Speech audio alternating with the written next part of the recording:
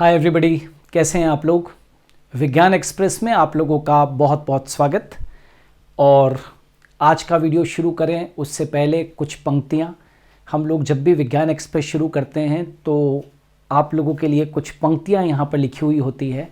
Hope so कि आप लोग इन पंक्तियों को अपने जीवन के अंदर उतारते होंगे और मुझे ऐसा लगता है कि इन पंक्तियों से आपके जीवन के अंदर कुछ सकारात्मक परिवर्तन होता होगा। सो चलिए, आज की पंक्ति है, मिस्टेक्स आर लेसन्स। छोटी सी लाइन से, लेकिन इसमें बहुत मर्म है। Mistakes are lessons.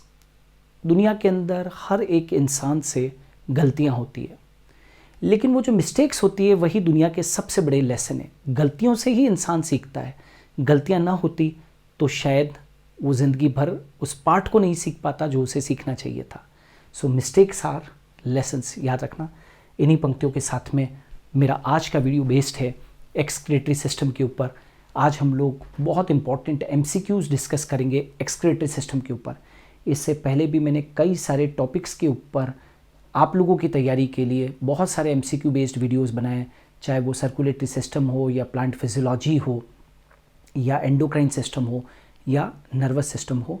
अभी तक हम लोग लगभग 185 प्लस वीडियोस विज्ञान एक्सप्रेस में ला चुके हैं। आप लोग नए वीडियोस के साथ में पुराने वीडियोस को भी ज़रूर देखिए। निश्चित तौर के ऊपर आपको आने वाले एग्ज़ाम्स के अंदर सीधा सीधा फ़ायदा होगा, तो इन वीडियोस को ज़रूर देखिएगा। बहुत इंपॉर्टेंट एक्सट्रैक्ट लेकर और इन वीडियोस को बनाया गया है। सो आज का जो बेस्ड है वीडियो वो एक्सक्रीटरी सिस्टम के एमसीक्यूज़ पर है। चलिए, सबसे पहला पार्ट 1 ही है, केशिका गुच्छ। केशिका गुच्छ का मतलब होता है यहाँ पर ग्लोमेरुलर फिल्ट्रेट। केशिका गुच्छ निस्यंद। ग्लोमेरुलर फिल्ट्रेट समझते हो, ये बोमेन कैप्सूल है और आपको मालूम होना चाहिए कि यहाँ से छनकर और फिल्ट्रेट यहाँ पर आता है, यहाँ से छनकर नीचे आता है ना। तो जो फिल्टर यहाँ पर छनकर आता है उसमें केवल प्रोटीन नहीं होता है, याद रखना। प्रोटीन ऊपर ही रह जाता है, प्रोटीन ऊपर ही रह जाता है। और यहाँ पर जो छनकर लिक्विड आया है उसमें प्रोटीन के अलावा हूबहू जो ऊपर से छनकर फिल्ट्रेट आया है यहाँ पर, जिसको कि हम लोग ग्लोमेरुलर फिल्ट्रेट कह रहे हैं, राइट। फिल्ट्रेट या केशिका गुच्छ निस्यंद। और जो प्लाज्मा है उसका बिल्कुल कंपोजिशन सेम होता है, बिल्कुल बेटा कंपोजिशन सेम होता है। केवल फर्क इतना सा है कि ग्लोमेरुलर फिल्ट्रेट के अंदर प्रोटीन क्या होते हैं, एब्सेंट होते हैं। प्रोटीन क्या होते हैं भाई, एब्सेंट होते हैं। प्रोटीन एब्सेंट होते हैं। और जो प्लाज्मा होता है उसके अंदर क्या होते हैं, प्रोटीन्स प्रेजेंट होते हैं। बाकी दोनों का कंपोजिशन क्या होता है भाई, एक समान होता है, कोई परिवर्तन नहीं होता है। तो बस यहाँ पर देखो, प्रोटीन्स, पोटेशियम का तो कोई लेना देना नहीं है। फिर वो कह रहा है कि भाई ग्लोमेरुलर फिल्ट्रेट जो है वो वाइट होता है और लेटर वो येलो हो जाता है, या वो कह रहा है कि पहले पीला होता है बाद में श्वेत हो जाता है, फर्स्ट येलो और बाद में वाइट। तो ऐसा तो हम लोग कहीं पर भी नहीं पढ़ाते हैं वाइट येलो वाला कॉन्सेप्ट। याद रखना, ग्लोमेरुलर फिल्ट्रेट और प्लाज्मा में केवल डिफरेंस किसका है, प्रोटीन्स का होता है, ठीक है। नेक्स्ट, डाईयूरेसिस क्या है। डाईयूरेसिस का मतलब होता है, डाईयूरेसिस का मतलब होता है बहुत ज़्यादा वॉल्यूम के अंदर यूरिन का बाहर निकलना, है ना। एक्सेसिव यूरिनेशन, एक्सेसिव यूरिनेशन, है ना। बहुत ज़्यादा यूरिन बाहर निकलेगा बॉडी के। तो डायूरेसिस एक कंडीशन है जिसमें excretion of volume of urine increases, मतलब मूत्र उत्सर्जन का आयतन बढ़ जाता है। हाँ, बढ़ता है बिल्कुल। दूसरा देखते हैं, मूत्र उत्सर्जन का आयतन घट जाता है, नहीं, हमने कहा था एक्सेसिव यूरिनेशन, ये तो होगा पहला वाला। तीसरा वाला देख लेते हैं, वृक्क मूत्र उत्सर्जन करने से असफल रहते हैं। The kidney fails to excrete urine, मतलब डायूरेसिस के अंदर kidney fails to excrete urine. अरे यूरिन तो बहुत ज़्यादा बाहर निकल रहा है, तो थर्ड भी नहीं होगा। शरीर में जल संतुलन बिगड़ जाता है। डायूरेसिस से water balance of the body is disturb, ये भी नहीं होगा। डायूरेसिस का सीधा सीधा मतलब है excretion of volume of urine increases, मतलब मूत्र उत्सर्जन जो है उसका आयतन जो होता है वो क्या हो जाता है, बढ़ जाता है। तो सेकंड का फर्स्ट आंसर करेक्ट है। हेनली का लूप किस में पाया जाता है। यदि मैं पूरे नेफ्रॉन को बनाऊं मैं, तो इस तरीके से हम लोग नेफ्रॉन को बनाते हैं। ये हेनली का लूप बनाया, राइट। इसमें हेनली का लूप कौन सा है इस नेफ्रॉन के अंदर, ये रहा, दिस इज हेनलीज लूप। तो ये जो लाइन का ऊपर का जो हिस्सा होता है वो हमेशा कॉर्टेक्स होता है, और नीचे का जो पार्ट होता है लाइन के नीचे का पार्ट मेडुला। जितने भी स्ट्रेट पोर्शन होते हैं नेफ्रॉन के वो सब मेडुला में होते हैं, और जितने भी कॉइल्ड पोर्शन होते हैं वो सब कॉर्टेक्स में होते हैं। तो साफ दिख रहा है कि हेनली का लूप कहाँ पर है, मेडुला के अंदर है। तो ये देखो हेनली का लूप वल्कुट में पाया जाता है क्या, कॉर्टेक्स में, नो। मेडुला में, यस। पेल्विस में नहीं, यूरेटर में नहीं। साफ दिख रहा है लूप ऑफ हेनली कहाँ पर दिखाई दे रहा है। लूप ऑफ हेनली हमेशा कहाँ पर मिलता है, मध्यांश के अंदर, यानी कि मेडुला के अंदर, है ना। मेडुला बोले तो मध्यांश। किडनी के दो भाग होते हैं ना, बाहर वाला जो पार्ट होता है वो कॉर्टेक्स वल्कुट, और अंदर वाला जो भाग होता है वो मेडुला या मध्यांश। नेक्स्ट, किसमें अमोनिया प्रमुख नाइट्रोजनी उत्सर्जी पदार्थ होता है। किसमें ammonia main nitrogenous excretory material है। Ammonia is main excretory material in, देखो रेप्टाइल्स हो नहीं सकता क्योंकि अमोनिया नहीं होता है, उनके अंदर यूरिक एसिड होता है। एवीज हो नहीं सकता है, उनके अंदर भी यूरिक एसिड होता है। अब बचे दो, एम्फीबियंस और टेडपोल्स। तो याद रखना यहाँ पर एम्फीबियन इसलिए नहीं होगा क्योंकि टेरेस्ट्रियल जो जैसे कि एम्फीबियंस होते हैं, जो टेरेस्ट्रियल एम्फीबियंस होते हैं, मतलब जब वो स्थलीय उभयचर जो होते हैं, टेरेस्ट्रियल का मतलब होता है स्थलीय उभयचर। तो जो स्थलीय उभयचर जीव होते हैं वो कैसे होते हैं, यूरियोटेलिक होते हैं। तो यहाँ पर तो कुछ दे नहीं रखा है। हाँ, मानता हूँ मैं इस बात को कि एक्वेटिक एम्फीबियंस जो होते हैं, एक्वेटिक एम्फीबियंस वो अमोनोटेलिक होते हैं। तो अब फ्रॉग जैसे है, तो फ्रॉग तो स्थल के ऊपर भी होता है ना, लेकिन जो फ्रॉग का लार्वा है टेडपोल, वो जल में होता है, तो वो क्या एक्सक्रीट आउट करता है, अमोनिया को एक्सक्रीट करेगा। तो वही तो पूछा था, क्योंकि एम्फीबियन कोई ज़रूरी नहीं है कि हमेशा ही एम्फीबियन, हर एक एम्फीबियन जो है वो अमोनिया को एक्सक्रीट करेगा। जब फ्रॉग स्थल के ऊपर होता है तो वो यूरियोटेलिक होता है, ठीक है। तो टेडपोल मुझे लगता है कि सबसे बेस्ट एग्जाम्पल यहाँ पर क्या है, टेडपोल है, क्योंकि वो पानी के अंदर रहता है। अमोनिया पानी में ज़्यादा घुलनशील होती है, डिजॉल्वेबल होती है, तो अमोनिया आंसर। अमोनिया किससे रिलीज होता है, टेडपोल का एक्सक्रीटिव प्रोडक्ट है।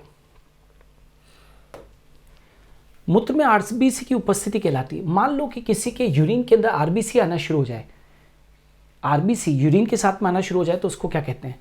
तो एन्यूरिया तो होगा नहीं, एन्यूरिया का मतलब होता है एब्सेंस ऑफ यूरिन, राइट। ग्लाइकोजूरिया का मतलब होता है presence of glucose in urine, और कीटोन यूरिया का मतलब होता है presence of ketone bodies in urine, ketone bodies in urine. और हेमेटोयूरिया का मतलब होता है presence of RBC in urine. तो यही तो क्वेश्चन था भैया कि presence of RBC in urine, मूत्र में आरबीसी की उपस्थिति क्या कहलाती है। तो मूत्र में जो आरबीसी की उपस्थिति है, मूत्र में आरबीसी की उपस्थिति हमेशा याद रखना हेमेटोयूरिया कहलाती है, ना तो एन्यूरिया, ना ही ग्लाइकोजूरिया और कीटोन्यूरिया। बाकी तीनों क्यों नहीं है मैंने बता दिया है, ठीक है। नेक्स्ट, बोमेन संपुट में रक्त लाने वाली रुधिर वाहिनी, ये बोमेन संपुट है। तो मैं ये कह रहा हूं यहां पर ब्लड को लाती कौन है और ले जाती कौन है। तो अपने को ले जाने वाली से तो मतलब है ही नहीं, लाने वाली कौन है, तो वो होती है अभिवाही धमनिका। अभी यहां पर ग्लोमेरुलस होता है, अभिवाही धमनिका, जिसको इंग्लिश में बोलते हैं बेटा एफरेंट आर्ट्रियोल, है ना, एफरेंट आर्ट्रियोल। और ये कौन सी अपवाही धमनिका जो ले जा रही है। तो बोमेन संपुट में रक्त लाने वाली, the blood vessel taking blood into Bowman capsule, the blood vessel taking blood into Bowman capsule, लाने वाली कौन है, एफरेंट आर्ट्रियोल, करेक्ट। अभिवाही, बाकी देख लो कोई भी मैच नहीं करेगा, एफरेंट तो ले जाने वाली होती है, ठीक है ना। एफरेंट आर्ट्रियोल, अभिवाही धमनिका रक्त को बोमेन कैप्सूल के अंदर लेकर आती है। किसमें ऑर्निथिन चक्र, किससे ऑर्निथिन चक्र संबंधित है। देखो ऑर्निथिन चक्र का दूसरा नाम है यूरिया साइकिल, और यूरिया साइकिल कहाँ चलता है, लिवर के अंदर चलता है। यूरिया साइकिल के अंदर क्या होता है, अमोनिया को बेटा किस में कन्वर्ट करते हैं, यूरिया के अंदर। तो नेचुरली कि ऑर्निथिन का लेना देना किससे होगा, रेस्पिरेशन, एक्सक्रीशन, डाइजेशन या न्यूट्रिशन। बड़ा साफ एक्सक्रीशन से होगा। ऑर्निथिन चक्र को यूरिया चक्र भी कहते हैं, लिवर के अंदर चलता है, और अमोनिया से क्या बनता है, यहाँ पर यूरिया बनता है। तो एक्सक्रीशन से लेना देना है। मेलपिगी संवेदाणु किस में पाए जाते हैं? मेलपिगियन कार्पोसल्स अकर इन, मेलपिजियन कार्पोसल होकर इन। पहली बात तो मेलपिजियन कार्पोसल क्या होता है? Bowman capsule, Bowman capsule plus glomerulus, दोनों को मिलाकर अपने बोल देते हैं मेलपिगियन कार्पोसल या मेलपिगी कणिका, मेलपिगी कणिका। ठीक है, तो यही तो ये पूछ रहा है कि ये कहां पर होती है। ये ग्लोमेरुलस है,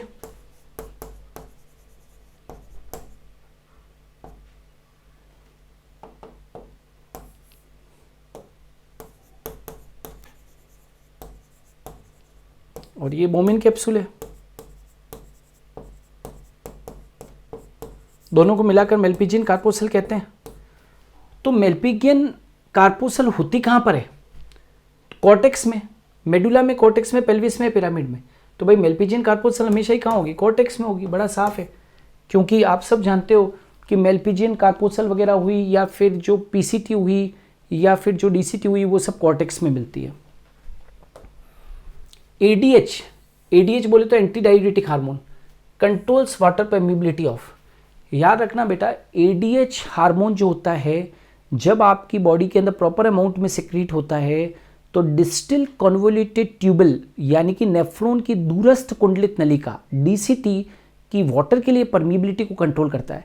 मतलब जब तक आपकी बॉडी के अंदर एडीएच है, आपकी डीसीटी यानी कि डिस्टिल कन्वोल्यूटेड ट्यूबल यानी कि दूरस्थ कुंडलित नलिका जल को प्रॉपर अमाउंट के अंदर अवशोषित करेगी, जल को प्रॉपर अमाउंट के अंदर अवशोषित करेगी। राइट, 19% के करीब जल को क्या कर लेगी? अवशोषित कर लेगी। तो ADH control collecting duct, no. Proximal convoluted tubule, no. Distal convoluted tubule, yes. हमेशा एडीएच किसकी जल पारगम्यता को नियंत्रित करता है? दूरस्थ कुंडलित नलिका, जिसकी वजह से दूरस्थ कुंडलित नलिका यानी कि डिस्टल कन्वोल्यूटेड ट्यूबल 19% वाटर को क्या कर लेती है?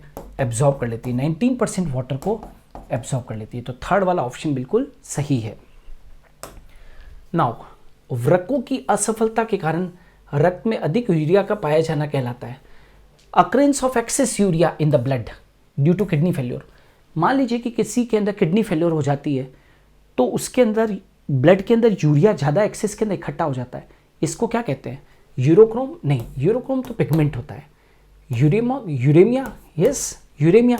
तभी तो वो आर्टिफिशियल किडनी मशीन से यूरिया को हटाने का काम करते हैं। यूरिकोटेलिज्म का मतलब होता है यूरिक एसिड का एक्सक्रीशन, और यूरियोटेलिज्म का मतलब होता है यूरिया को बाहर निकालना। तो ये दोनों तो होंगे नहीं। यदि ब्लड के अंदर एक्सेस यूरिया हो जाता है किडनी फेलियर के कारण बेटा, तो उसको हम बोलते हैं यूरेमिया। क्या बोलते हैं इसको? यूरेमिया। ठीक है, तो यूरेमिया आंसर होगा। सो दोस्तों, आज का जो वीडियो बेस्ड था वो एक्सक्रीटरी सिस्टम के ऊपर बेस्ड था, एमसीक्यू बेस्ड था। ये उसका पार्ट 1 था। राइट, लगातार देखते रहिए। हम लोग आपके लिए विज्ञान एक्सप्रेस में बहुत बहुत अच्छे वीडियोस लेकर आ रहे हैं और हमेशा इसी तरीके से वीडियोस आप लोगों के लिए लाते रहेंगे। यदि आपको वीडियोस अच्छे लग रहे हैं तो कमेंट सेक्शन के अंदर कमेंट जरूर कीजिए कि आपको ये वीडियोस कैसे लग रहे हैं। ये कमेंट आपके हमारे को शक्ति देते हैं, आप हमारे को एक नया जोश देते हैं काम करने के लिए। Alright, so thank you. आज के वीडियो में इतना ही।